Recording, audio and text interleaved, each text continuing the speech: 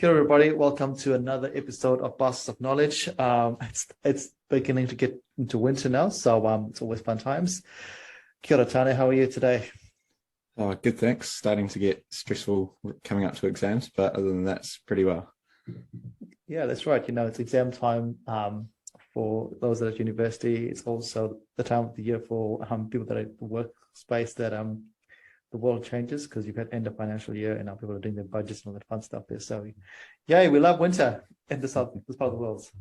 And I guess for you, those in the Northern Hemisphere, it's spring. So enjoy that there. Tane, what have you learned this week since we last spoke?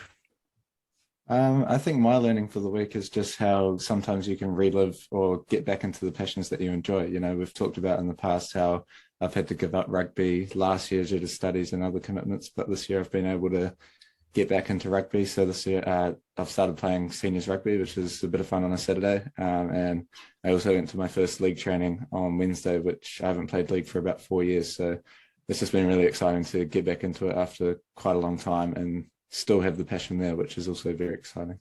Awesome. So what you're telling me is you're just getting more busier with your passions, essentially. Cool. That's cool. And I think my learning is similar to that. It's all about passion because as we go through exam season for some people, and lots of people get in touch with me, they're realizing that what they're studying is actually not their passion, and they're just trying to grind and just hitting this brick wall here. And it goes back to what your passion is. Sometimes when you're studying something because you think you need to just to get to a certain level. But as we've had in our last 3 or 4 podcasts, everyone is, they've all spoken about they found their passion along the way. What they started with versus what they did are very, very different. And I just wish that when people are doing this study now for exams, they don't think it's the end of the world if they don't get to where they want to, because the world still carries on. So I think my biggest learning is just reflect about that and think about how do we communicate that message. You're just living in the moment as opposed to, hey, the world is bigger than that there. So that's enough of us talking because we're not here to talk about us. We're here to talk about and talk to our guest. And as always, we try and bring you some varied guests from around the country and sometimes around the world. Today, we're not zooming in you at like 5 a.m. in the morning. So this is great. And would like to welcome Paeone Thatcher onto our podcast. Welcome, Paeone. Thank you for having me. Awesome. Cool. Paeone, our listeners come from all around the country and all around the world. Do you want to introduce yourself and tell people who you are and just a bit of what you do, and then we'll get into the story. Yeah. So kia ora everyone. My name's Paeone Thatcher. And I went to Otago back in, my first year was 2019. And I studied, so when I first started Otago, I was doing law and political science. So those were in a BA. And in first year, I went to Studham College, which is where you're at, Tane. Yeah, I really loved Studham. Studham was like the first choice for me back when we were doing the Go to OU. I really liked kind of the community feel of Studham and how it was like a real comfortable looking environment. It wasn't as intimidating as like, say, basically everywhere else. So I really liked Studham and I was glad that producer got me into Studham. I never forget about that. And yeah, I love Studham. It was such a nice hall. The rooms were small. Didn't really like the rooms that much, but everywhere else, like I found all my friends from Studham and kind of developed most of the connections that I still have now, even though I'm not at Otago with the people from Studham. So that's where I made most of my friends and yeah, good memories at Studham. Yeah, and now I am doing part-time study at Victoria. So I'm in my 3rd year, but because I took most of last year off, yeah, I probably would have graduated by now, but yeah, I took last year off and now I'm doing part-time because I've started working full-time and I'm now at Te Tauta Whiri. So I start my new job on Monday as a support advisor. And my degree's changed, so I'm not doing law anymore. I'm doing my majors in international relations, and my minor is in Te Reo Māori. So yeah, and I'm moving into Wellies. Yeah. Awesome. What a great summary of your life so far. But let's start right at the beginning, where we first met. You spoke about Otago, but you're actually from a small place called Otaki, which for our listeners is a little bit outside of Wellington. I don't know what you call it. Is it a township? I don't know what you call it, but it is a small part outside of Wellington. And when I met you, you were in year 13. You had all these choices here. And when I remember you were deciding between going to Victoria University, going to Otago University, and we had a bit of a chat.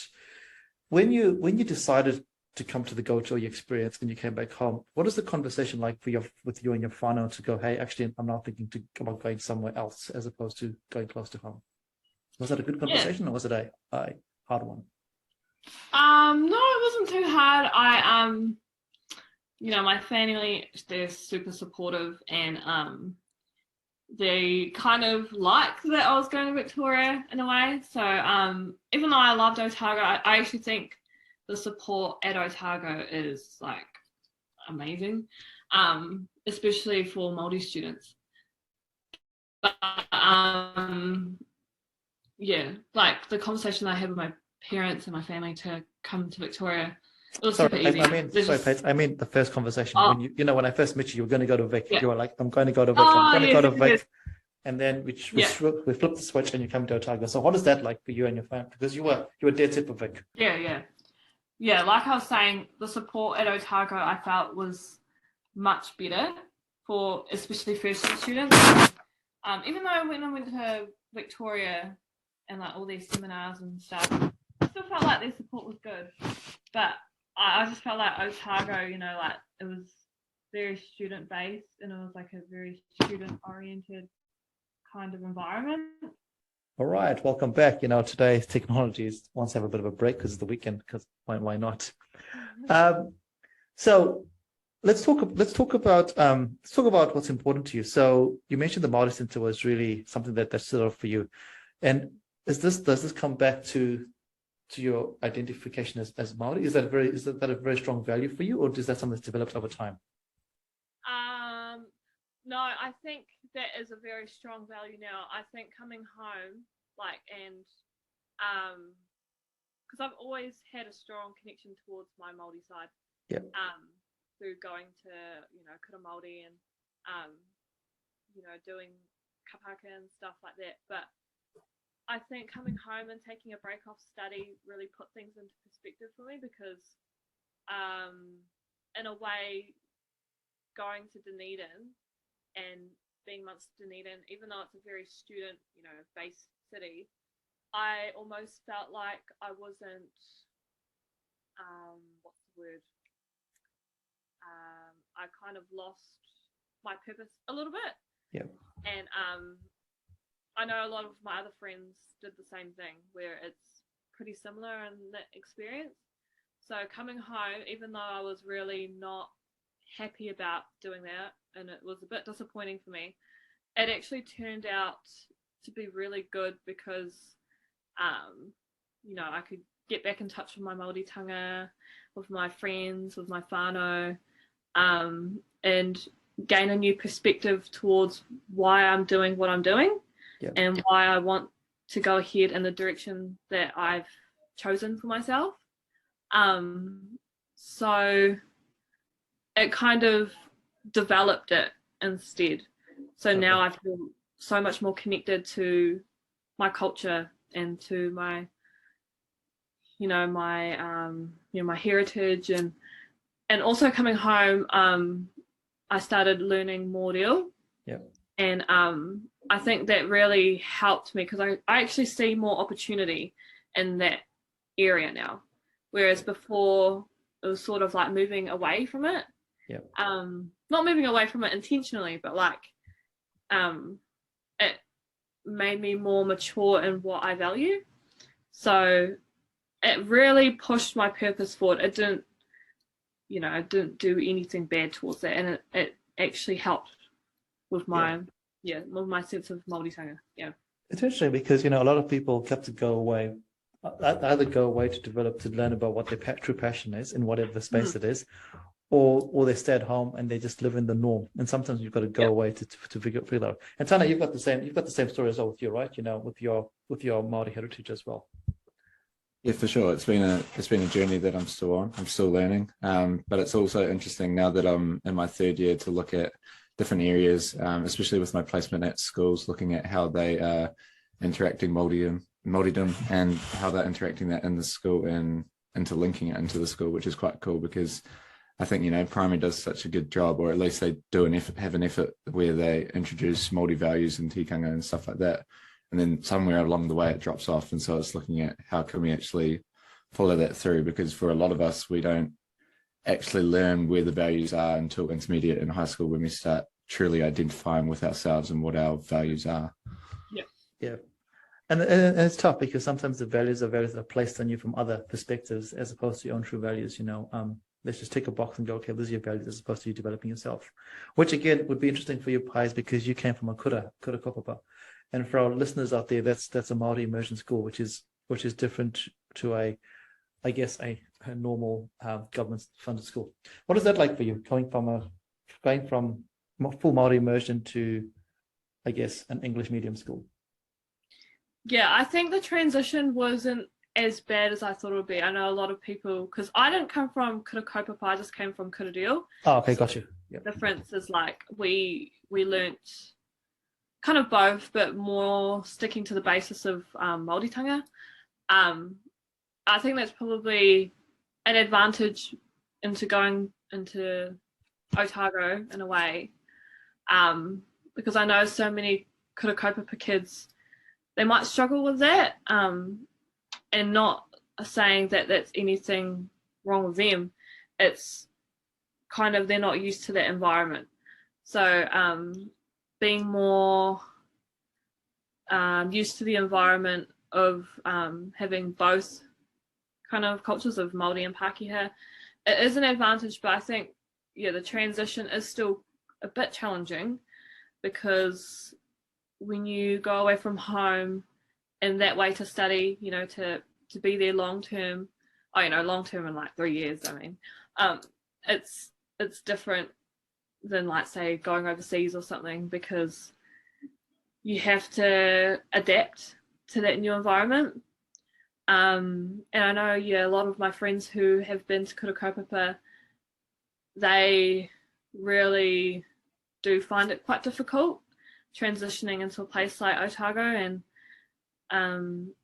in comparison to say Victoria, where they still have that connection to home, where they can come back home all the time and on every weekend. You can't do that when you're in Otago, obviously, but I think you're kind of stripped away from what you're used to, so it's difficult, but for me it wasn't as difficult. Gotcha. Yeah. And I guess that's any location, not just Otago, but if you move away from your home, it's always going to be hard, So for those people that go from Wellington to Auckland or to Canterbury or wherever, once you're away because from there's home, like a different way of teaching as well. Like still the same kind of content, but it's taught more so in like a tikanga Māori environment. Whereas when you're at the university, you're just thrown into it and expected to, sink or swim. So it's that kind of aspect as well that I think. Yeah. But no, thank you for sharing that, because I think that's pretty important to remember as we go into this world here, for different cultures and how different cultures learn and adapt. Yeah. But let's talk about you. Let's talk about you. When we first started, you wanted to do law and international and politics, I guess. Why was law something that you were pursuing, I guess? I think I thought for the kind of career that I wanted, I had to do law. Yeah. And I soon found out that I wasn't that passionate about it. Yeah. And if I wasn't so passionate about law, kind of like, what's the point in doing it when there's so many other pathways into getting into the kind of career that I wanted to do? Yeah. I mean, I would still say that law was interesting, and it was like an interesting paper. And I had really nice tutors as well, like through the Māori Centre I had really good tutors, but I just wasn't too invested in it. Fair enough. I found that my passions weren't aligned with law. And yeah, in first year I was kind of just contemplating whether I should keep going. So I just thought, oh, if I'm having second thoughts about it in first year, it's only going to get worse. It's only going to get harder. Yeah. So I thought to change my major. Yeah, and I guess it goes back to what we said right at the start. Your passions will always trump everything else. It's when we talk to people, we're like, hey, you try and follow your passions, and people say, oh, this is a bit of a cliche, and they don't listen to it. Yeah. But I don't think it's a cliche. I think when you enjoy what you do, your passions develop. They develop. Yeah. They develop. It's not like you have to have the passion from day one. And like you said, they've developed. You thought you'd try law, and then you actually went, well, this doesn't sit with me. Yeah. And you've chosen it. That's fine. There's nothing wrong with that. And too I many think people. the way too, I thought I expected myself to really love law. Yeah. And the expectation, it made me stay in it longer than I probably should have. Because I had, a bit of a feeling at the start, like, oh, maybe I shouldn't do it because I'm just not like enjoying it as much as I thought I would. So I probably should have just picked up on that intuition straight away and just like dropped it during the first weeks. But having the expectation that I should like it, that I should be doing, also like my parents played a part in it. So I do think, like what you said, is that you need to be doing something that you're passionate about, because when you do something that you're more passionate about, things will just fall in line as they should. And that took me a while to kind of accept. Yeah. I don't really used to believe in that kind of stuff. But yeah, now that I'm a bit older, a bit wiser, it's, I see people who are passionate about what they do, and it really makes a difference to people who, to me, people who do stuff without actually loving it. Yeah. And doing it, say, for the money or for, the status. I think the people that do it more because they're passionate about it, they seem way more enthusiastic and way more obviously passionate about what it is they're doing. And that's what I wanted to do after that. Yeah, after recognizing that. And that's important because, sometimes there's the pressure of, like you said, there's pressure of making money, there's pressure of status, but also there's pressure from parental or societal expectation that you should do X, Y, Z because X, Y, Z. And you mentioned this career. What is this career you're thinking about? When you're thinking about law, what is this career that you had in your mind? So I used to want to become a lawyer, and then I soon found through law that I didn't really want to do that. But I'd always kind of loved interacting with different cultures and politics and things in that realm, but also incorporating my own culture into things. So I kind of thought, like diplomat stuff and working for MFAT. So that's kind of my long-term goal, my very ambitious long-term goal, is to become a diplomat. Awesome. And because I love like new languages and new cultures, and I thought my interests are more aligned with that. Hopefully diplomat, but I don't want to jinx myself. Yeah. Don't worry. We didn't hear that. We talk about. Yeah. So I want to talk about, university is full of opportunity. Apart from the classroom, what kind of things did you get involved in when you were at university? So we'll talk about we'll talk about Otago first, then we'll talk about Vic as well, because they're both different. So what kind of things have you been involved in? I wasn't actually involved in many things at Otago. That's fine. But I was involved in like things that were outside of Otago. So which is fine. Yeah. Like research stuff with the University of Auckland. About race. Yeah. Tell us about that. Tell us about that. That's interesting. Oh yeah. So we did. So through my work with the Multiland Charitable Trust. Is that what it's called? Multiland Charitable Trust. Yeah. Through Multiland Charitable Trust, a lot of us started doing projects that were connected with that. I think that took up most of my first years doing stuff for that research about racism. So we're doing like databases about how institutional racism is connected to rangatahi, and how doing creative stuff actually helps a lot of our rangatahi Māori and finding what their passions are, because what I found through that research is that there's so many creative Māori out there, and there's so many tamariki out there that have all these interests and stuff, but they might not have the resources to be able to. Sorry, the sun. Can you guys see me properly? We can see you. Okay. Yep. So we did that research, and it was called Rangatahi for Aotearoa research for the University of Auckland. Yeah. And that was really quite interesting. It was also connected to this forgotten the names because it's been a while now. Yeah. But this theatre club in Napier where we would hang out with these kids and stuff and see, all their creative pursuits and their passions. And it was really quite inspiring, actually. Like, we're in that for about 2 years, finished last year. So our research continued for a long time. Yeah. And we got to travel and stuff like that.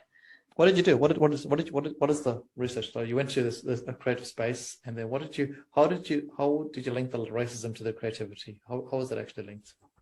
Or not linked? Yeah. Let's go deep. Let's talk about the deepness. Yeah. Oh yeah. So those were like the kids that we would kind of gain our information from. So we were part of like the research, but it was more so like we were the rangatahi as well, who were in part of the study. We couldn't do much else with that though because of COVID. Yeah. So if we speak about your experience as a creative, when you were creative, what is your experience with racism, I guess?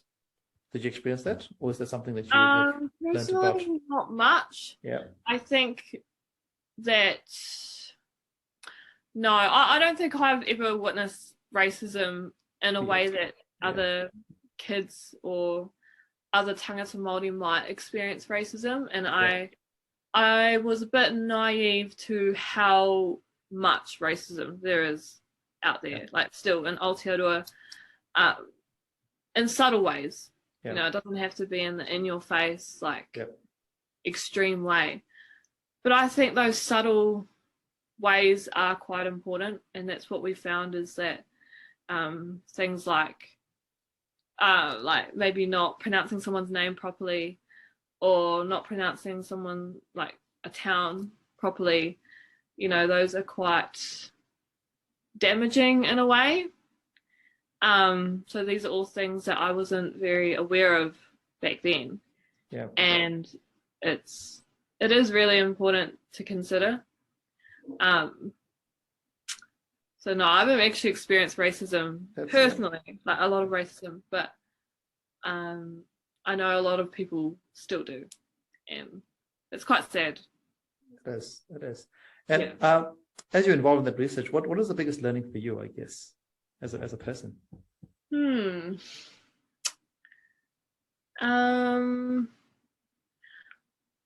would say I learned a lot, like, because we had a lot of different people as part of the research. Like we had rangatahi, we also had people my age who were at university and were studying, and it wasn't even the same things that we were studying. We were all studying very different things. Like there were a lot of us that were doing like filmmaking, and some of us were already doctors and working. So it was interesting just to learn from everyone and see how their experiences are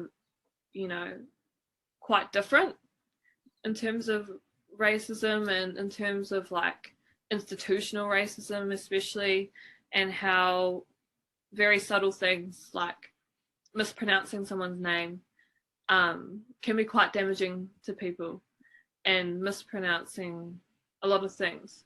And I say mispronouncing though in the way like it's intentional mispronunciation, not like mistake, not unknown.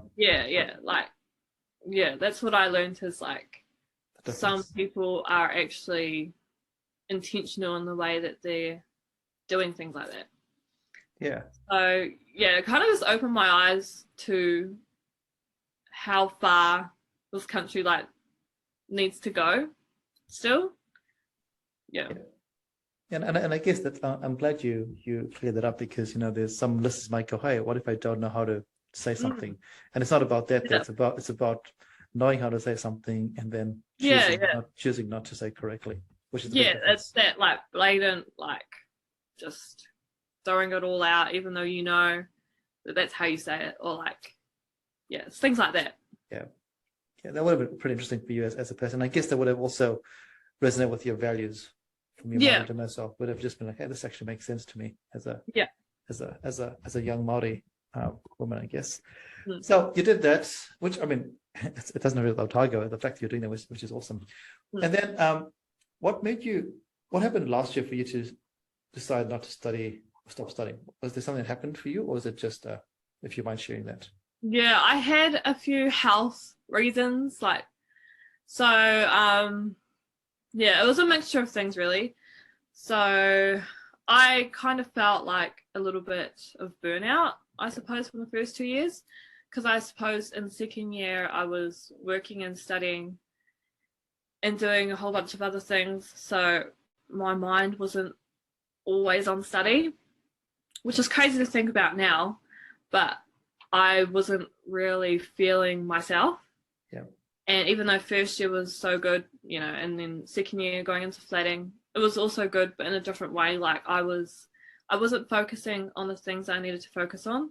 So that's why I say in a way I was losing a bit of purpose. Yeah. Not fully, but like I felt like I was forgetting why I was there. Yeah. And probably doing things I probably shouldn't have done, but it's all a learning experience, and it kind of, I do think things happen for a reason. And so after second year I was just trying to get back in touch with why I'm doing the things I'm doing. And so I thought probably the best thing to do is to go back home for a bit and work, because I just didn't want to make it worse.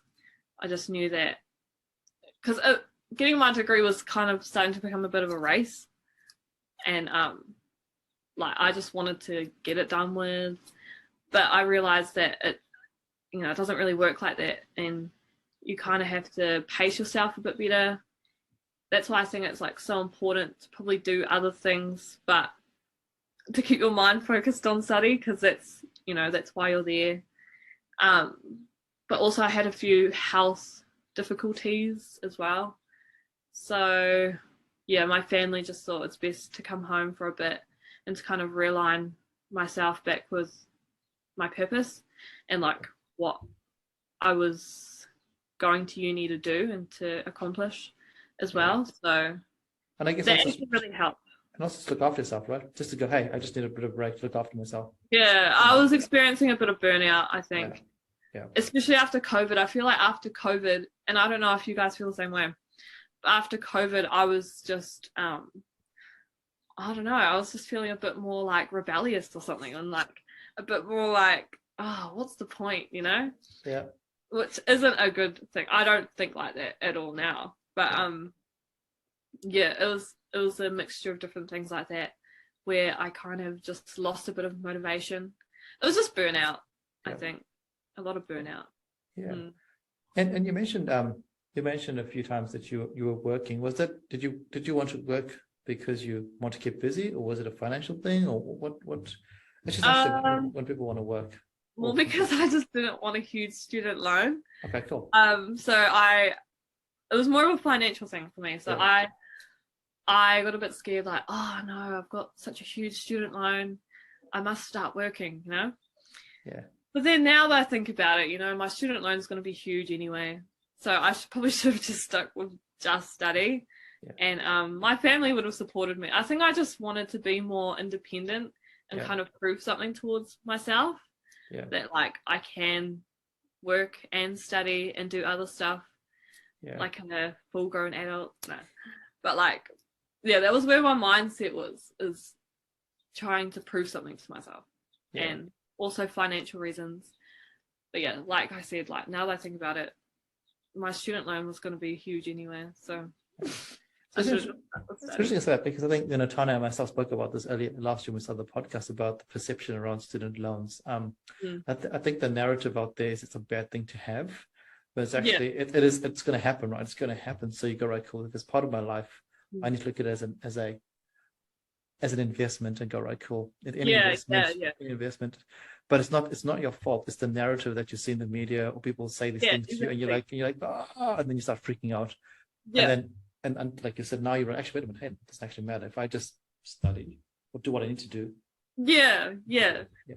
I think seeing people, like there were other people my age as well, like in second year, they were getting jobs and studying, and I missed having money. Like I hated being poor, especially flatting. Like if you're poor in the halls, it's okay, because like you have everything you need anyway, and you're doing it with other people that are also like that in have the same boat, that are in the same situation. But I think flatting, I was just like, I want to be eating nice meals. I want to be eating like luxuriously or something. So I kind of missed money, and it was nice, getting money and stuff like that. But no, I should have just stuck with studying. I just think I was expecting too much from myself, and that led to the burnout. Yeah, and that's not your fault, right? Because I always think, well, this is a personal opinion, but I think it's in the second year when things really become real. Because in the first year, it's very artificial. You're living in a wherever you go. This is across the world. You're living in a hall. Everything's provided for you. I agree. Then in your second, you're like, oh, wait a minute. In your second, you realize, actually, I don't enjoy studying whatever I was studying. I'm now in the flats, and I'm going to look after myself, which is when things become real. Yeah. So, did you face that when you were in your second year? How was that for you? Yeah, I definitely faced it, especially during the first year. Obviously, we had we had the lockdown for the first half of the year, which kind of distracted things. But I think also you realize that your journey is much more individualized than you'd like to think. In a hall environment, you've got so many people that are in the same boat. So you're like, okay, it's normal. It's not that big a deal. But then when you go in flat, you realize, if you're not in the flat with the same people doing the similar things to you, you're like, okay, well, I've got to go to my lectures by myself. I've got to make meals for myself, because as much as you think flat meals are going to happen, they don't generally last the whole year.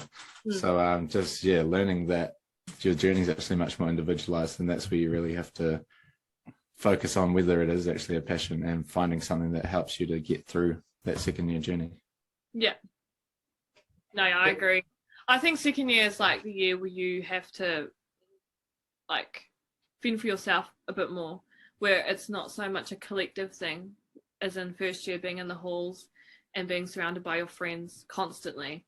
Second year is different, because it's like you have to focus more on what it is that you're doing, like, and why you're there. And sometimes I feel like in first year, even though it was great, like I became much more about others and not about myself. Like I was about the collective and not myself.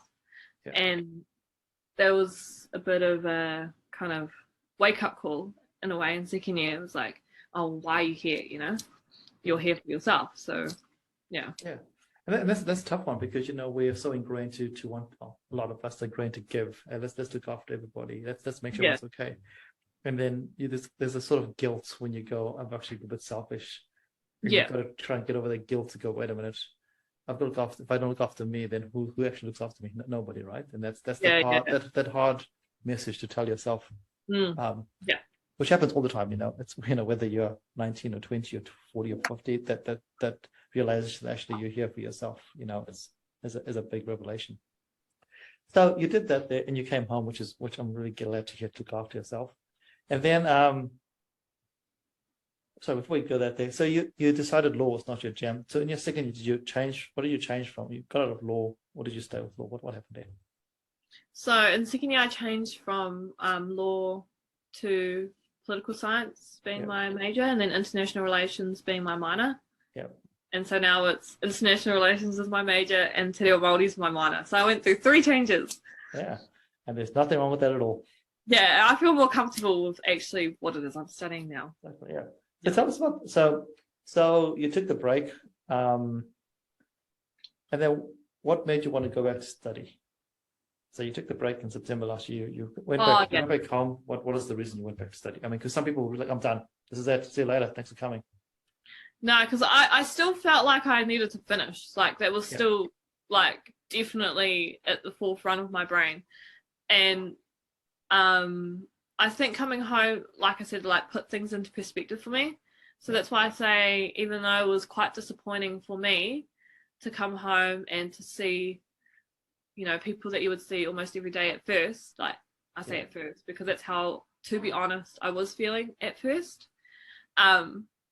It became much more like profound, I would say, like afterwards, because it put things into perspective a lot, and it made me remember like why it is I wanted to do what I was doing. I was losing a bit of that, especially in second year, through like trying to figure myself out. I feel like second year is like definitely like your years of like self-discovery.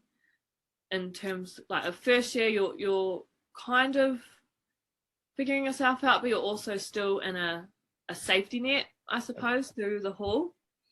Second year, it's like you're really fending for yourself. And yeah, third year I came home and it was more so like, okay, like this is what I need to do. And this year I decided to go back to study because I was so much more clearer in the head about what it is I needed to do. And yeah, I figured out that I probably need more experience as well towards what I want to do in my career. So I just thought, oh yeah, I should probably get a job in the public sector if that's the case. So yeah, I'm really glad I went back to study. But now I'm going back to part study. So I don't know. We'll see how that goes. Yeah. What is it like for you back? What is that experience? Because you know you have 2 years in Dunedin. You have a year when you're in the halls, and you've said you've had the fantastic time in the hall, you know, socially and all that kind of jazz there. You had amazing support at the Māori Centre. Second year was very different for you, but for a whole different reason. And then, you know, that's the year you discovered yourself. You come back home, and now you go to a different space. Was there any expectations of it being similar to where you were, or was it like, cool, this is a blank slate, I'm just going to see what it is like? Like Victoria? Yeah, Victoria. Yeah. What is it like for you? Especially going in as a transfer student. Yeah. I actually would say the transition to Victoria for me was actually quite difficult. Yeah, if I was to be like completely blunt. Yep. Because I feel like the support at Otago, and nothing against Victoria. Yeah. I really, really agree, like the support at Otago is like phenomenal, especially for Māori students, I think. I mean, in my experience anyway. And so it was more so like it was different transferring to Victoria because I sort of had the expectation that it would be not the same but similar. Yeah. But there was like a point where, you know, with COVID happening, so I couldn't go to school as much and had to do a bit more online. So I wasn't immersed in Victoria. Yeah. So I suppose that might be a factor to consider. Like totally. At Otago, you're like more immersed because it's where you are, like where you live. But at Victoria, like lots of things happened where with COVID, I had to stay home a bit longer. And that was at a kind of like a crucial stage, like at the start. And I think most of the students there had that same issue. So it was different. Even though I have a lot of friends at Victoria, I was only really hanging out with my friends at Victoria and wasn't getting so much more immersed in the culture, I suppose. Yeah. But yeah, I would say the support at Otago is really good. Yeah, I guess it's pretty hard because, you know, it is the COVID year, and, you know, COVID just changed everything for everybody. So yeah, you know, maybe in a normal year it'll be very different. But I guess you live with the experience that you have as opposed to what could have and what should have been. So what about you being as a this is going to sound terrible. As an older student now going into a different place there, how was that for you? Because normally people go normally, you go high school, university, blah blah blah. Now you've gone high school, you've gone university, you've worked a little bit, you've gone home for a little bit, and now you go to another university. Yeah. What is that like for you? Yeah, it's different. Like, because I mean, also because I'm commuting from home as well, it's so much more different. Yeah, so for our listeners, tell them how far that is. For those who don't know what Otaki and Wellington is, how long is that? Yeah, it's about 45 minutes away, so it's a long time. I hate commuting, to be honest. Like, it sucks. It's bad.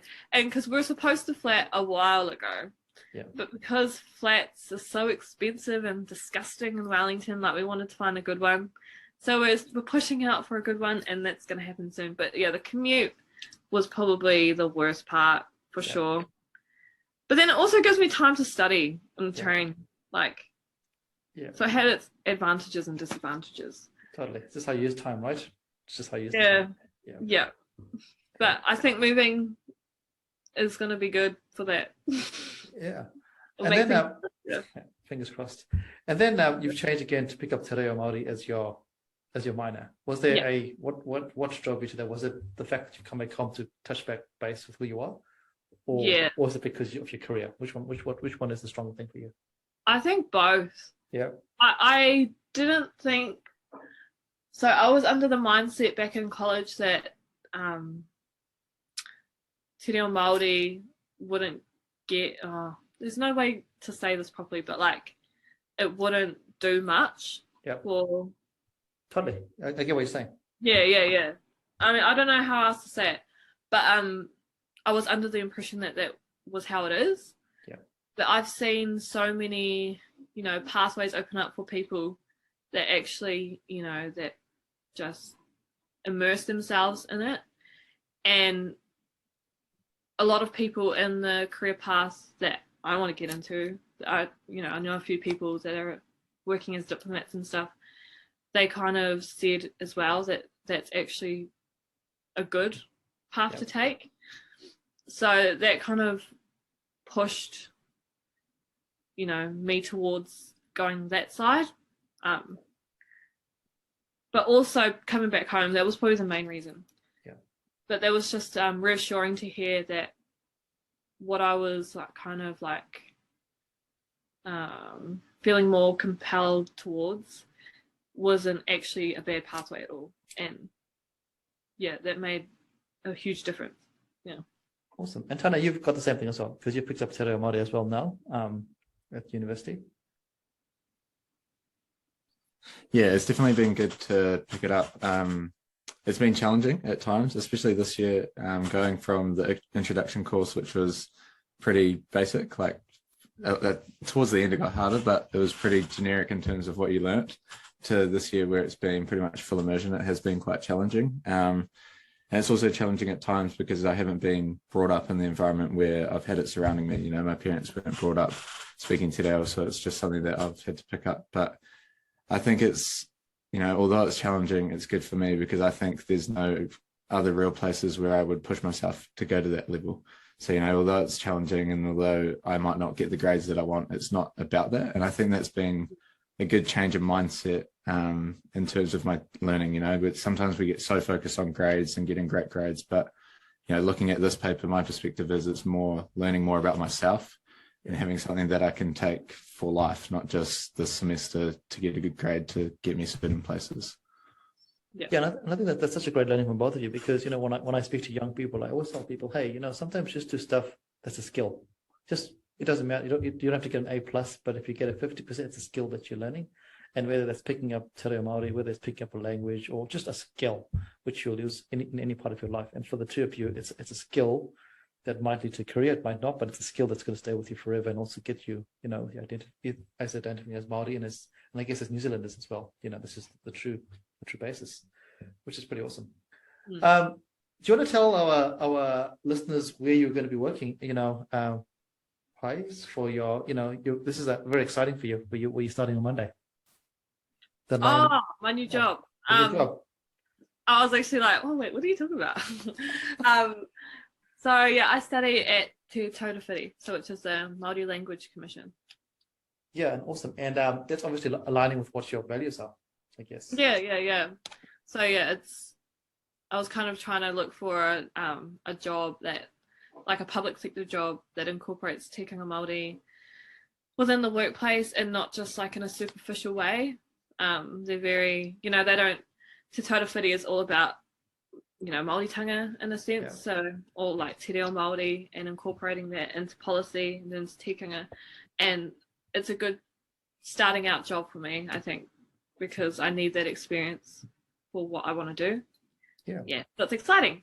That is very exciting. That's well done you. Well done you. Another job, and don't burn out though, please. Please don't burn out in 6 months. Oh, I burnt out. Yeah. Burnout. Yeah. No, not ideal. And I guess you're fine or happy that you're home now and see you. They would have seen lots of growth and changes in you over the last 3 years. I'm hoping.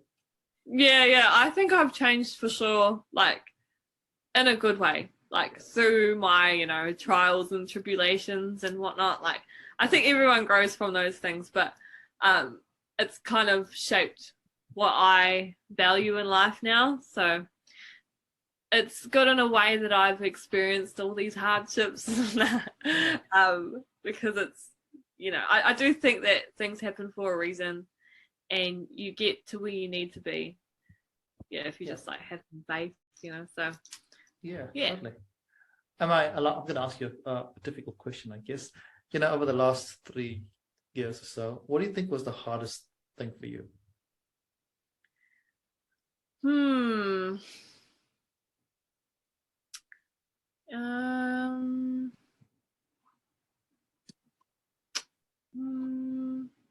don't know. What about you, Tani?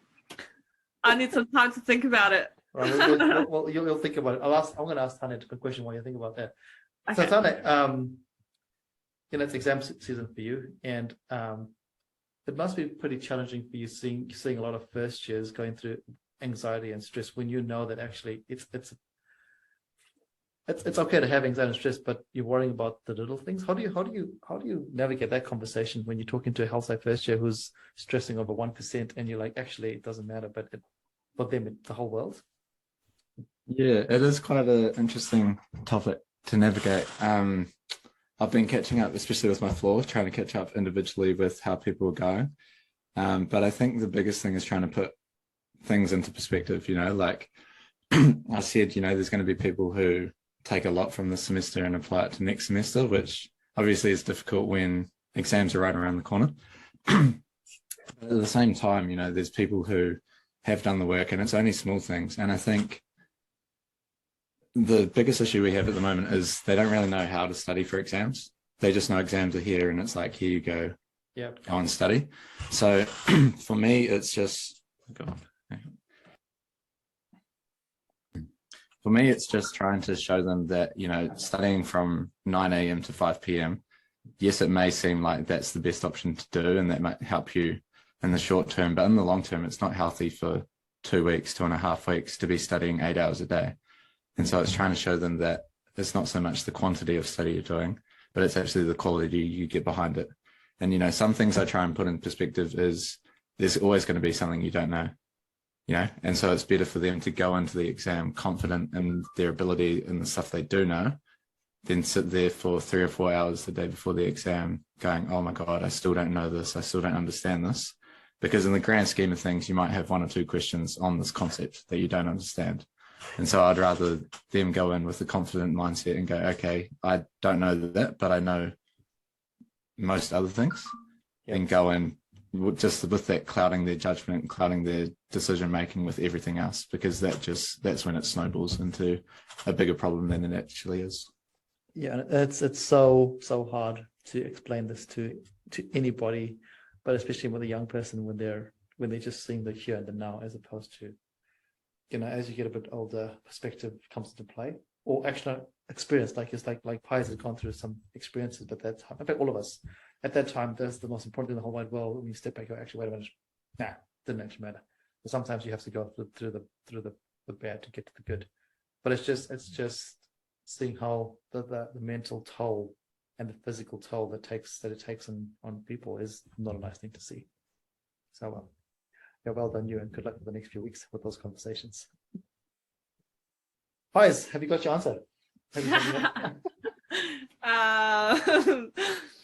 I think my advice more so is just to kind of like remember who you are and like remember where you came from, and that sometimes it's like, I mean, for me, I feel like maybe I should have been a bit more selfish in terms of uni, I mean. So I think, yeah, if I had to like give out advice to like a younger me or like someone who's just going to university or something, is to really be more selfish in what you want to do. Like, it's okay to just think about yourself or just to take care of yourself and like fuel yourself as well, because that's what's going to get you through. I mean, yeah, like your friends and stuff as well, but also like, yeah, like you need to remember where you came from and like what your values are. That's, if I had to do things differently, maybe I probably would have taken a gap year or something like that, maybe to travel or to, you know, really get to know like who I am instead of going straight into university. Maybe personally, I know a lot of people probably would benefit from going straight into university, but I think for myself, I probably would have benefited more so from knowing what my advantages are, what it is that I need to work on, even down to like just little things like my purpose and my values, and me even just having more fun, like in my, you know, in a gap year sense. I probably would have benefited a lot from something like that, just so you can kind of get it all out of the way before you come to university, and when you really have to like be quite serious in what you need to do, but also have fun and stuff like that. So yeah, I would say that's probably something that I would tell myself back then.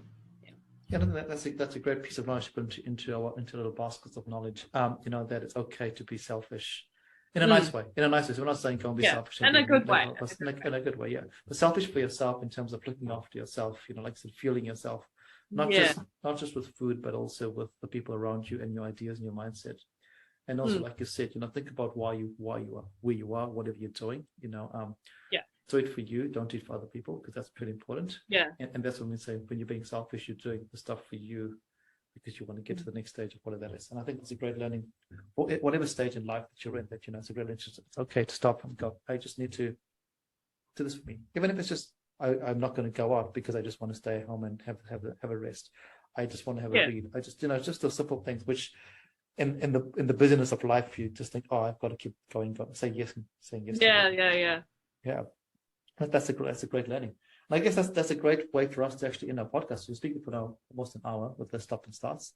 Any last words, Paeone? I mean, this is fantastic. You know, I really enjoy your journey because you've spoken about how you were going to one place, you shifted to go somewhere else after an experience. You had great support, but and during that first year, you realized that law wasn't your jam, and that's okay. There's nothing wrong with that. Then you've switched and changed, but you also figured out that, hey, last year you were not yourself, you were not well, it was not your jam, and you weren't afraid to stop.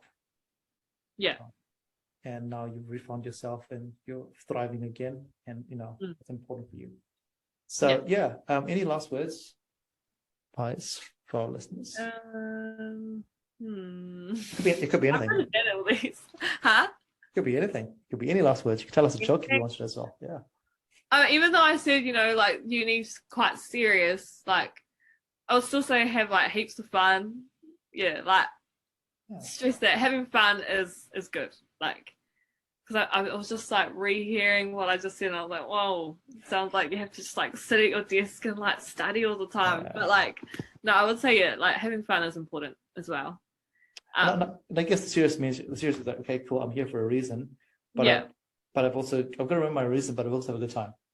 You know, sometimes the one takes over the other. and you just want to have the balance of, Yeah. okay, when it's time to be serious, when it's time to have fun. Yeah. I would also say like pacing yourself is really important. Yeah. And because I was under the mindset like back then that I needed to like compete with myself in some way to like get things like done and like get it all out of the way. But I know some people that do like 3 papers, you know, in semester 1 and 3 papers in semester 2, and you know, even though it's slower, they are way happier, and like and that's like the difference is that it's not a competition. Like you're not competing against anyone. I would say you're not even competing against yourself. Like it's your own journey, and you just need to take it as however you like. But you're not trying to race anyone. It's not a race to a finish line. Like everyone's journey is different. So like don't compare yourself to anyone. If someone's gotten a better grade maybe, or if someone's getting to where they need to be faster, like that's not important. That's what I mean by being selfish. Like it's good to be supportive to your friends and supportive of others, but at the end of the day, like you are all you have, kind of thing. Oh, like not all you have, but like you are all you have, and you need to just focus on what you're doing and not compare yourself, because I mean like comparison could like kill you basically is what I mean. And I think that's across the board in life. You know, we always go, well, it starts from school. Oh, that person's got nicer shoes, any of those shoes there. That person's got better grades, any of those. Then as you get older, oh, that person's got a better job, or that person's got a better partner, or that person, whatever. You're always just comparing and comparing. And the minute you stop comparing, life just changes for you. You know, and I like what you said. You know, the finish line. What is the finish line? Is there such a thing as a finish line? Because when you get to the finish line, there's another line that waits for you. As for example, we were just talking before, Tane's finishing your degree this year. But is that even the finish line? No, because there's another thing. Is you just it's just life just keeps going. So you know, just got to enjoy the journey. Yeah, that's a great way to wrap up, I guess. Tane, anything you'd like to say? I think the last thing I'll just touch on is I think, you know, sometimes we forget that we're the reasons we are where we are today. You know, we focus on, oh, things have happened this way, or, oh, I haven't put in much work. You know, thinking about exam period, we get to the period and we're like, okay, now I have to really work hard. But in actuality, you've actually done things to get to that point. And sometimes it's good to reflect on all that hard work you've already done. You know, the perspective I like to put in, especially around exam period, is like, regardless of the grades, you know, I've put in the work through the semester and that's what matters to me. But also reflecting on, you know, 3 years ago, I was just hoping that I could get into university. You know, I was just applying to have a chance to be here. So anything on top of that is just something I should be really grateful and thankful for. And so it's always awesome to take that perspective, which is hard at times, but it's good to reflect on the younger self that you had, that you were passionate to be here, regardless of, you know, where you are now. You've still come this far. Yeah. What's the perspective of both of you there? You know, you are what you have. You are who you are, and you are where you are because of what you've done or haven't done. So that's really awesome. That's a great way to end our podcast. I think that's very powerful, because that's in any perspective in life. Paeone Thatcher, thank you so much for joining us today. I promise I'll spell your name. I'll spell your name correctly the next time. No, that's all right. Thank you so much. To our listeners out there, hopefully you've enjoyed this podcast. It's been a really awesome revelation about you as a person and where you are. And as always, please feel free to like, share, comment, say anything about our podcast, and we enjoy having you as our listeners. Thank you, everyone. Until next time, stay safe, and don't forget to fill your bus with some piece of knowledge.